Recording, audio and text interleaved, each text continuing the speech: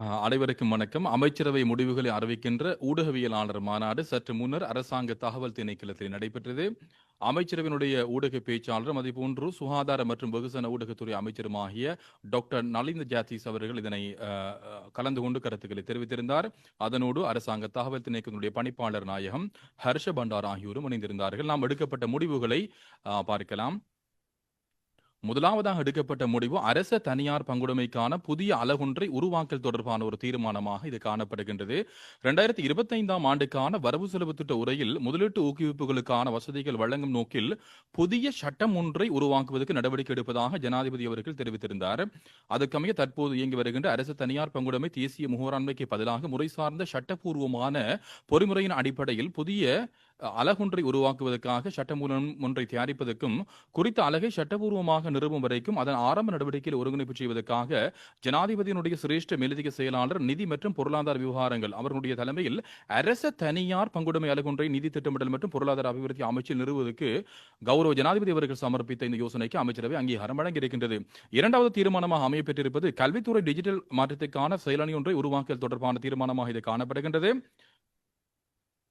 கல்வி, உயர்கல்வி மற்றும் தொழிற்கல்வி அமைச்சராக கௌரவ பிரதமர் அவர்கள் சமர்ப்பித்த இந்த யோசனைக்கும் அமைச்சரவை அங்கீகாரம் வழங்கியிருக்கின்றது. இலங்கையில் மாணவர்களை பாடசாலைகளுக்கு உள்வாங்கல் மற்றும் தரப்பென்பான கல்வியை வழங்குவதில் சிறந்த முன்னேற்றங்கள் அடையப்பெற்று காணப்படுகின்றது. ஆனாலும் தற்போது 42,000க்கும் அதிகமான ஆசிரியர் பற்றாக்குறை காணப்படுவதும் கிராமிய மற்றும் குறைந்த வசதிகளை கொண்ட பிரதேசங்களில் அதிகரித்து வருகின்ற ஏற்றத்தாழ்வுகள் காரணமாகவும் கல்வித்துறை பெரும் அழுத்தத்துக்கு உள்ளாகி இருப்பதாக அவதானிக்கக்கூடியதாக இருக்கின்றது. இந்நிலைமையின் கீழ் கல்வித்துறையில் முறைமை ரீதியான மாற்றம் ஒன்றை அறிமுகப்படுத்த வேண்டிய தேவை கண்டறியப்பட்டிருக்கின்றது. பெரும்பாலான நாடுகள் தமது கல்வி முறைமைகளில் புரட்சிகர மாற்றங்களை ஏற்படுத்துவதற்காக டிஜிட்டல் அனுகூலங்களை வினைத்திறனாக பயன்படுத்துகின்றன. இலங்கையிலும் பல்வேறு டிஜிட்டல் கல்விக்கான தொடக்க முயற்சிகள் ஆரம்பிக்கப்பட்டிருப்பினும் அவை முறையாக கட்டமைக்கப்படாமை காரணமாக எதிர்பார்க்கப்படுகின்ற பெறுபேறுகளை பெற்றுக்கொள்ள முடியாமல் போகின்றது. அதனால் சமகால கல்வி மறுசீரமைப்பு மற்றும் அதனுடன் இணைந்துள்ள மூலோபாய டிஜிட்டல் அணுகுமுறையொன்றை நடைமுறைப்படுத்துவது அவசியமாக உணரப்பட்டிருக்கின்றது. அதற்கு தேவையான படிமுறைகளை மேற்கொள்வதற்காக பிரதமருடைய செயலாளர் தலைமையில் கல்வி, உயர்கல்வி மற்றும் தொழிற்கல்வி அமைச்சருடைய செயலாளர் மற்றும் டிஜிட்டல் பொருளாதார அமைச்சருடைய செயலாளருடைய பங்கு பற்றுதலுடன் ஏற்புடைய ஏனைய பங்காளருடன் கூடிய கல்வித்துறை டிஜிட்டல் மாற்றம் பற்றிய ஒரு செயலணியை நிறுவுவதற்காக அமைச்சரவை அங்கீகாரம் வழங்கியிருக்கின்றது. மூன்றாவது தீர்மானமாக அமையப்பெற்றிருப்பது உலக உணவு வேலை திட்டத்தில் இலங்கைக்கான மூலோபாய திட்டத்தை தயாரித்தல் தொடர்பான தீர்மானமாக இது காணப்படுகின்றது. மூலோபாய முன்னுரிமைகள் மற்றும் வேலை திட்டம் உள்ளடங்கலாக 2023 மற்றும் 2027 காலப்பகுதிக்கு உரிய 4 ஆண்டுகளுக்கு பிரதான திட்டத்தின் செயற்கருவியாக உலக உணவு விலை திட்டத்தினுடைய இலங்கைக்கான மூலோபாய திட்டம் தயாரிக்கப்பட்டுள்ளது. இலங்கைக்கு குறித்த திட்டத்தின் கீழ் 74.87 மில்லியன் அமெரிக்க டாலர்கள் ஒதுக்கப்பட்டிருக்கின்றது. குறித்த மூலோபாயத்தை முறை சார்ந்த அடிப்படையில் பரஸ்பர உடன்பாடுகளுடன் இருதரப்புக்கும் இடையிலான புரிந்துணர்வு கடிதத்தில் கையொப்பமிடுவதன் மூலம் நடைமுறைப்படுத்தப்பட அது இருக்கின்றது. அதற்கமைய குறித்த மூலோபாய திட்டத்தை வெற்றிகரமாக நடைமுறைப்படுத்துவதற்கான வசதிகளை வழங்கும் நோக்கில் இலங்கை அரசுக்கும் ஐக்கிய நாடுகள் சபையினுடைய உலக உணவு திட்ட வேலை திட்டத்துக்கும் இடையிலான கடிதத்தில் கையொப்பமிடுவதற்காக நிதி திட்டமிடல் மற்றும் பொருளாதார அபிவிருத்தி அமைச்சராக கௌரவ ஜனாதிபதி அவர்கள் சமர்ப்பித்த இந்த யோசனைக்கும் அமைச்சரவை அங்கீகாரம் வழங்கியிருக்கின்றது.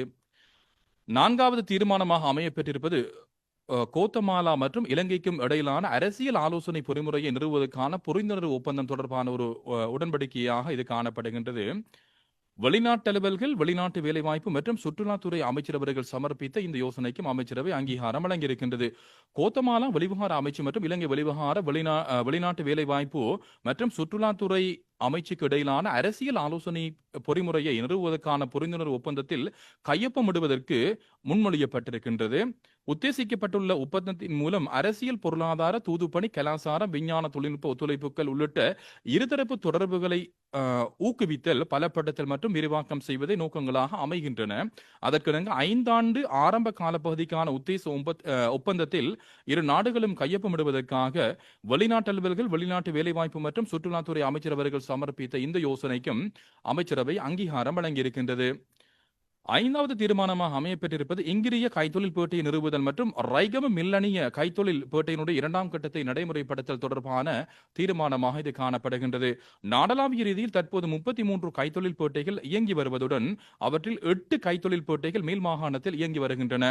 ஏனைய மாகாணங்களுடன் ஒப்பிடும்போது மேல் மாகாணத்தில் காணப்படுகின்ற பௌதிக உட்கட்டமைப்பு வசதிகள் மற்றும் மனித வளங்களை இலக்காக கொண்டு உள்நாட்டு மற்றும் வெளிநாட்டு தொழிலதிபர்கள் இம்மாகாணத்தில் தொழிற்சாலைகளை அமைப்பதற்கு காணிகளை வழங்குமாறு கோரும் கோரிக்கைகள் அதிகமாக காணப்படுகின்றன.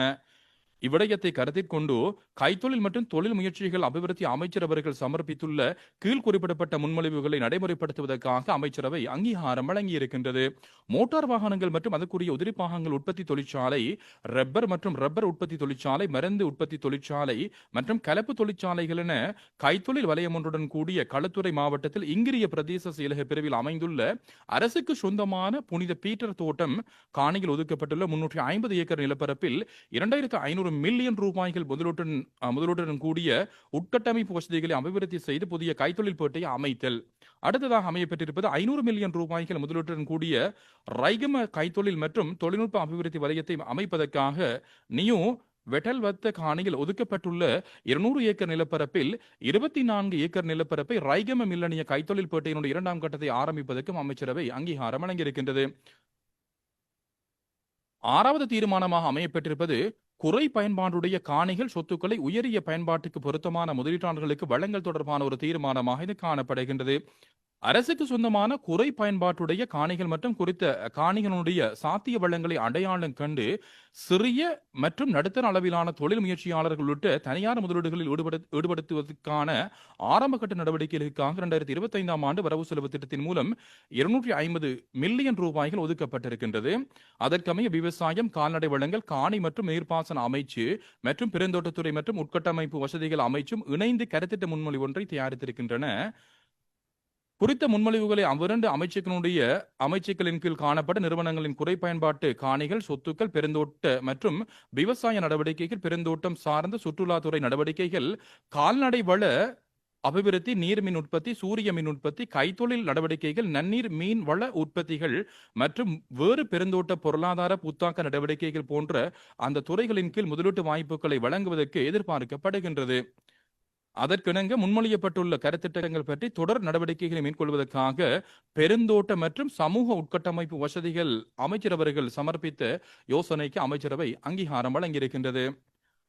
7வது தீர்மானமாக அமையப்பெற்றிருப்பது கண்டியில் அமைந்துள்ள பழைய போகம்பர சிறைச்சாலை காணியை 50 வருட கால குத்தகைக்கு வழங்குவதற்கான விருப்பு மனு கோரல் தொடர்பான ஒரு தீர்மானமாக இது காணப்படுகின்றது.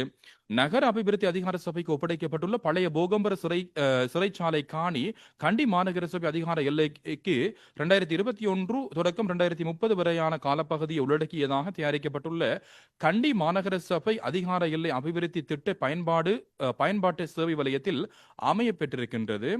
உலக மரபுரிமை கட்டடங்கள் பாதுகாப்பின் கீழ் போகம்பர வளாகம் மற்றும் சிறைச்சாலை கட்டடங்கள் அடையாளம் காணப்பட்டுள்ளதுடன் குறித்த வளாகத்தில் கலாச்சார மற்றும் சுற்றுலாத்துறை மேம்பாட்டு பணிகளுக்கான வாய்ப்புகள் காணப்படுகின்றன. அதற்கமைய நகர அபிவிருத்தி அதிகார சபையின் ஆரம்ப திட்டத்திற்கு அமைவாக நிதி, சுற்றாடல் மற்றும் சமூக ரீதியான ஆற்றல் வளங்களுடன் கூடிய அபிவிருத்தி கருத்திட்டங்களை நடைமுறைப்படுத்துவதற்காக குறித்த காணியை 50 வருட கால குத்தகை அடிப்படையில் வழங்குவதற்காக முதலீட்டு முன்மொழிவுகளை கோருவதற்காக நகர அபிவிருத்தி, நிர்மாணிப்பு மற்றும் வீடமைப்பு அமைச்சர் அவர்கள் சமர்ப்பித்த இந்த யோசனைக்கும் அமைச்சரவை அங்கீகாரம் வழங்கியிருக்கின்றது. Earn the most trusted British law degree in town. LLB, Arhans, UK from Buckinghamshire New University at IDM Nations Campus. Your legal journey starts here.